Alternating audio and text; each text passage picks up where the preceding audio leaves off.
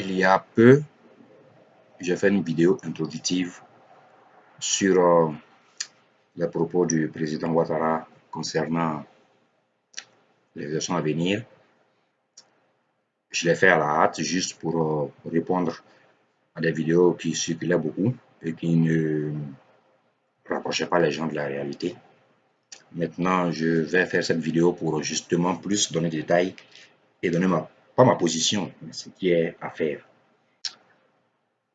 D'abord, la première chose en politique, il faut avoir une éthique. C'est vu l'éthique en politique qu'on construit les systèmes politiques. Si on laisse le président actuel ouvrir cette boîte de Pandore, dans 15-20 ans, le pays va sombrer dans une guerre civile qu'on ne pourra pas résoudre en moins de 20 ans. Ce sera une guerre civile pas ethnique, mais ce sera une guerre civile en plusieurs groupes. Je vais expliquer pourquoi. Il veut se représenter, il dit qu'il, s'il le veut, rien ne l'empêche de se présenter en 2020 et même après s'il le veut. La raison est qu'il donne la constitution de Côte d'Ivoire qui crée la Troisième République le lui permet. J'ai déjà répondu à cette question une partie à la première vidéo introductive qui fait juste 6 minutes. Il veut ouvrir une boîte de Pandore que nul ne pourra gérer dans 10 ans ou 15 ans. Parce que si on le laisse faire ce qu'il veut faire, ou qu'il pense qu'il peut faire, c'est-à-dire que si on le laisse même mûrir dès qu'il peut le faire, que c'est possible, chaque président va venir après son premier mandat, créer une nouvelle constitution et dire ce qu'il dit actuellement. Et comme on aura laissé un déjà faire, pour le défaire, on sera de faire la guerre à cette personne. C'est-à-dire qu'on sera dans la guerre après. On ne doit donc pas même prendre sa parole comme quelque chose à justifier. Ça n'a aucune justification et ça n'a aucun justificatif. Sur le plan constitutionnel, on est déjà en violation même de la Constitution. Donc, comme je l'ai dit, il y a un président du Conseil constitutionnel dont le rôle est de faire les pas de danse que demande de faire le président qui l'a nommé. Je n'ai même compris cette affaire de pouvoir judiciaire, pouvoir exécutif, pouvoir législatif. Le pouvoir exécutif et les législatifs sont issus d'élections. Parce qu'on ne nomme pas le président, on l'élit. On ne nomme pas les députés, on les élit et ils élisent leur président, qui incarne l'institution. Mais c'est bizarre que le pouvoir judiciaire, là, aucun n'est élu. Donc, ce n'est pas un pouvoir judiciaire.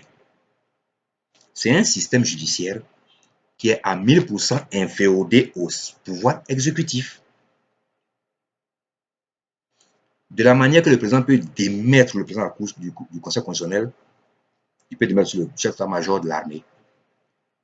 Conclusion, le président du Conseil constitutionnel n'incarne pas le pouvoir constitutionnel, c'est le pouvoir judiciaire en Côte d'Ivoire. Il n'est que l'employé du président pour les questions juridiques. J'ai fait une vidéo sur cette constitution déjà en 2016 et j'ai eu à critiquer qu'elle n'était pas bonne.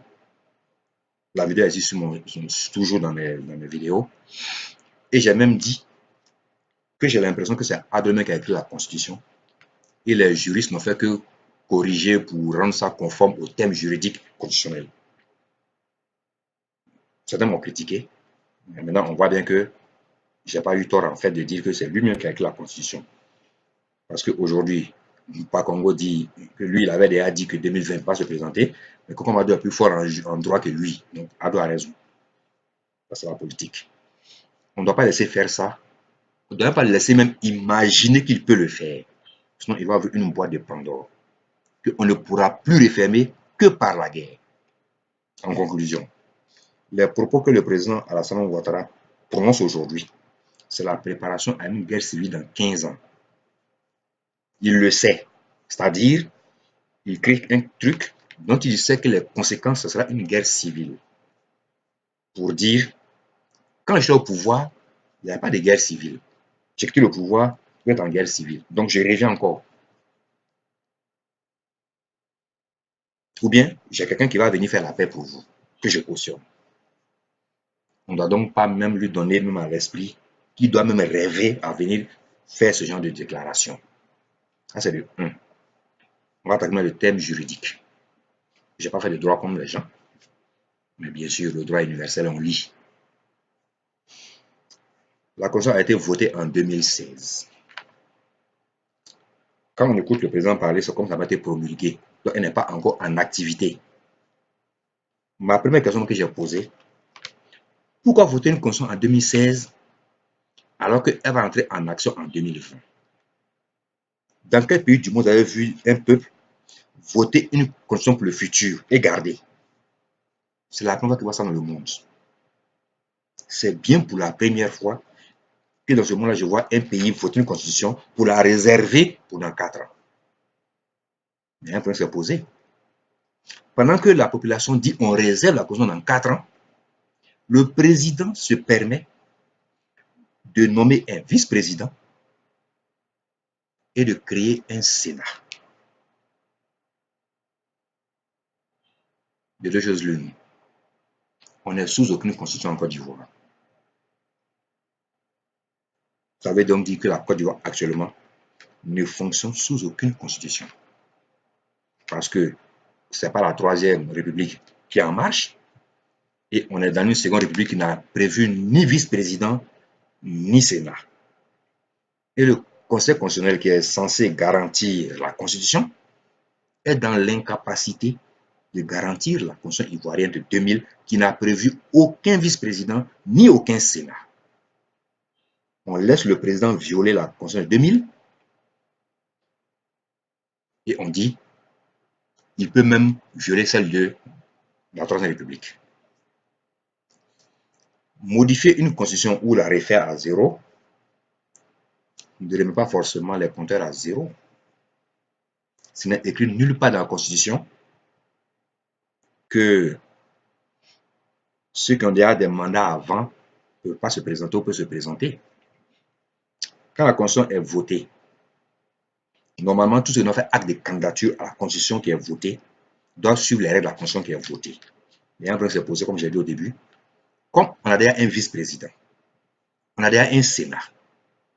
Ça veut donc dire que de facto, nous sommes en train de vivre avec les institutions de la Troisième République. Je ne connais aucun juriste qui va me dire le contraire. La preuve est tout ça même défilé. Même le plus éminent sur lequel on comptait pour nous éclairer, c'est défilé. Vaudier, Francis Vaudier, il s'est défilé. Donc, on laisse maintenant la parole à ceux qui sont dans le grand public.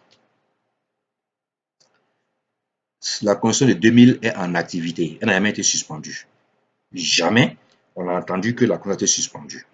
Parce que suspendre la Constitution signifie faire changement de république par des événements. Il n'y a aucun événement qui a suspendu la Constitution de 2000. Je ne connais aucun discours qui est venu du président ou de quelqu'un qui dit que la Constitution de 2000 est suspendue ou est dissoute avec ces institutions. Et on a recommencé avec de nouvelles institutions. On n'a aucun élément sur ça.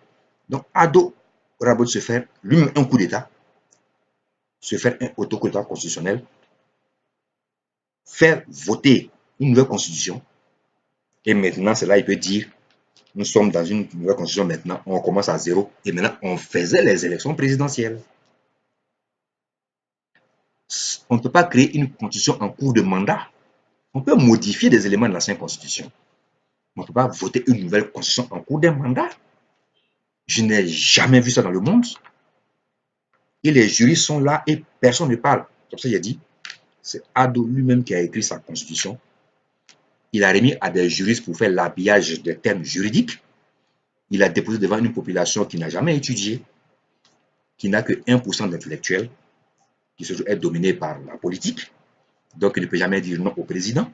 Même le grand Francis Vaudier, qui est pas loin de la mort par rapport à beaucoup d'Ivoiriens, n'est même pas capable de dire le droit comme il doit se dire. Et finalement, il va finir ignoré de l'histoire de Côte d'Ivoire. Et on prend cette constitution-là, on la garde au placard. Depuis quand on a vu ça sur cette terre? Quand De Gaulle a fait un référendum en 68, Quand il a perdu le oui, là, ceux qui ont gagné, ça s'est appliqué sur place, c'est pas allé loin. En 2000, Gueye est venu en 1999. Il a dissous la constitution qui était en cours. Il n'y a pas de députés. Il n'y a, a plus rien. On s'est assis, on a fait une nouvelle constitution. C'est ce qu'on a désigné comment il fallait procéder au présidentiel, législatif et autres. Mais ici, on a une constitution qu'on appelle constitution de l'an 2000, deuxième république, qui n'a jamais été dissoute. Et on nous dit, on a une troisième république à venir. C'est même ça le monde. Ce n'est pas en Côte d'Ivoire. On n'a pas modifié la constitution. On a voté une nouvelle constitution qui de facto devait rentrer en jeu, en fonction, après son adoption. Après un délai là, ça doit rentrer automatiquement en fonction. C'est vu cette possibilité qu'on a créé un vice-président qui n'a pas été élu sur la même liste que le président. Comme je l'ai dit donc, on devait d'abord dissoudre la première constitution de 2000, en 2015 là, avant les présidentielles, faire une nouvelle constitution, la faire voter par le peuple, et c'est à part de la manière que les gens viennent pour être candidats. C'est là maintenant que les comptes sont remis à zéro. On est dans la troisième république déjà. Il a son premier mandat à la troisième république. Tout ce qu'il peut faire, c'est un seul mandat. En 2020. Après, il ne peut plus faire de mandat. Ça, c'est un acquis que chacun doit retenir. Si on laisse Ado faire ce qu'il veut faire, il va ouvrir une boîte de Pandore qu'on ne pourra refermer que par la guerre civile. Et pas la même guerre civile qu'on a vécue, qui était une guerre, même pas trop civile, mais une guerre post-électorale. C'est quoi ça s'appelle une guerre post-électorale? Une guerre vraie civile, comme ce qu'on voit dans les films. Comme ce qu'on a vu au Libéria ou en RDC. Ce n'est pas une crise qui est venue de l'élection, je ne quitte pas le pouvoir, c'est pas ça. C'est maintenant une guerre d'idéologie.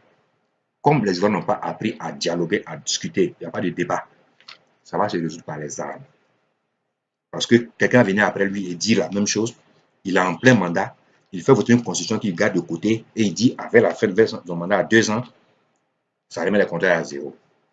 Et comme on n'a pas pu à négocier, ceux qui seront contre vont sortir avec les armes. Il aussi va sortir avec les armes. L'angle qu'il prend, ce n'est pas pour son parti politique, mais pour une idéologie. Donc, tu peux avoir même un frère d'une même ethnie qui va combattre un frère d'autre, mais ce n'est pas la même idéologie, ils vont se battre. Ce n'est pas comme en 2010, qui était basé sur les élections seulement. Ça sera basé que sur les idéologies politiques, et c'est encore plus dangereux. Ça entraîne après la dictature groupe qui gagne la guerre civile. Ah oui, parce qu'il faut éliminer l'idéologie qui a perdu. Ça, c'est clair et net. Donc, si on laisse, on lui dit que oui, tu peux, mais bon, il ne peut même pas. Il ne faut même pas qu'il ait l'esprit même à ça. Dès qu'il dit, tu n'as même pas l'esprit à ça. Ce n'est pas possible. Là, comme cela, on va éviter d'ouvrir cette boîte de Pandore qu'on ne pourra refermer que par la guerre civile. Je souhaite que chacun se réveille, médite sur la question et ensemble, on doit essayer de trouver une solution à cette crise qui est en train de naître après cette déclaration. Car on lit sur les réseaux sociaux, les supporters de Ado disent qu'il peut faire un troisième mandat, même un quatrième. Ceux qui ne sont pas supporters de Ado disent qu'ils ne peuvent pas. Moi, je ne supporte personne.